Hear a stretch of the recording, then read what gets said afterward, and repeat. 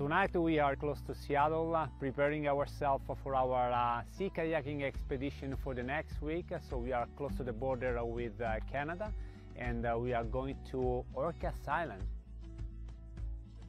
The main activity is getting people out of their comfort zone. When they're out of their comfort zone, they have to work together, they have to form a team, they are faced with challenges daily.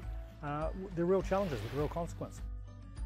It's about 6 days in the field or on the water in this case. This team is pretty on the step when it comes to this kind of thing. They're all military aviators, and so I think most of the learning is going to be gravy, as we say.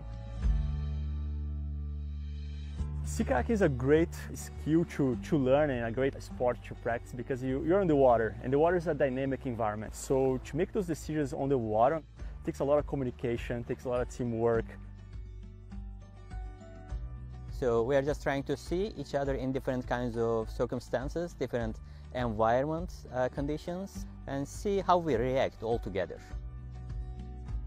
I'm looking forward to work together and maybe learn something new about my crewmates and about myself, hopefully, and that's always fun.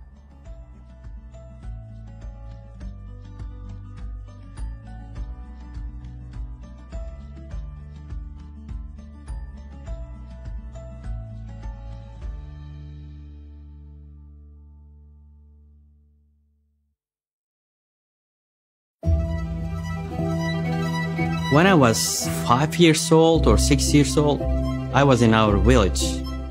I was next to my grandmother. When I first saw an airplane, I immediately told her, I want to be the driver of that plane. I have always been amused with the feeling of being able to do any kind of maneuver in the sky with wings. The most that I could make it so far was 51,000 feet. I'm really wondering how I'm gonna feel like when I look at the blue earth with my bare eyes. It is gonna be an amazing feeling being able to fly in a space without any wings. Space has never been a part of my dreams, ever. Because as a country, we were completely out of this field.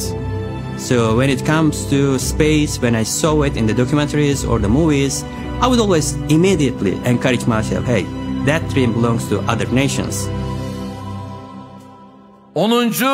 ve son hedefimiz, evet, bir Türk vatandaşını uzaya göndermektir.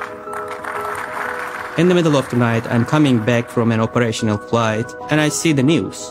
Here is our president announcing their monumental decision to send the very first Turkish person into the space on our centennial history. For a country like Turkey, it's important. That is just opening a curtain which has always been blocking the dreams of our children. And from that moment on, I started to think about it seriously. It was a really long, rigorous process that we went through. At the end, we were selected to the program. It felt great. It felt amazing. Alper is polite. He's also extremely competent professionally, very thorough. He's very humble, but he's a very precise, very unique person. Even though we come from very different cultures, our backgrounds are similar, so our common language was easy to find. My name is not important. The important thing for the people is to remember that their country has been determined enough to be able to step into the future. To be able to dream not to the limits of the sky, but deep into space.